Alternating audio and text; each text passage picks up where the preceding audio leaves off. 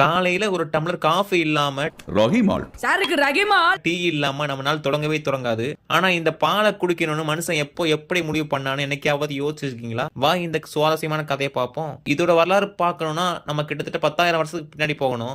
ஆரம்பத்துல மனுஷங்க விலங்குகளை இறைச்சிக்காக மட்டும்தான் வளர்த்துட்டு வந்தாங்க. ஆனா சுமார் கிமு 8000 காலகட்டத்துல தென்மேற்கு ஆசிய பகுதிகள், அதாவது இன்றைக்கு இருக்கிற துருக்கி, ஈரான் பகுதிகள் வாழ்ந்தவங்க தான் முதல்ல ஆடு மாடு மற்றும் செம்மறி ஆடுகளை வளர்க்க ஆரம்பிச்சாங்க. சரி, இது சாப்பாட்டுக்கு மட்டுமா என்று கேட்டா அதுதான் இல்ல. இதோட பால்லையும் சத்து இருக்குன்னு அப்போதான் கண்டுபிடிச்சாங்க. ஆனா அந்த பாலை உடனடியா குடிச்சா வயிற்று கோளாறு வந்துச்சு. அதாவது அந்த பாலை உடனே குடிச்சதுனால வயிறுல செரிமானம் ஒழுங்கா நடக்காம வயிற்றுல கோளாறு ஏற்பட்டது. அதனால பாலை கெட்டியாக்கி அல்லது பாலாடை கட்டியா மாத்தி சாப்பிட ஆரம்பிச்சாங்க. இதுதான் பால் வள தொழிலோட ஆரம்பம். ஒரு பெரிய ட்விஸ்ட் என்னன்னா, அப்போ வாழ்ந்த நிறைய பேருக்கு பாலை ஜீரணிக்கிற சக்தி இல்ல.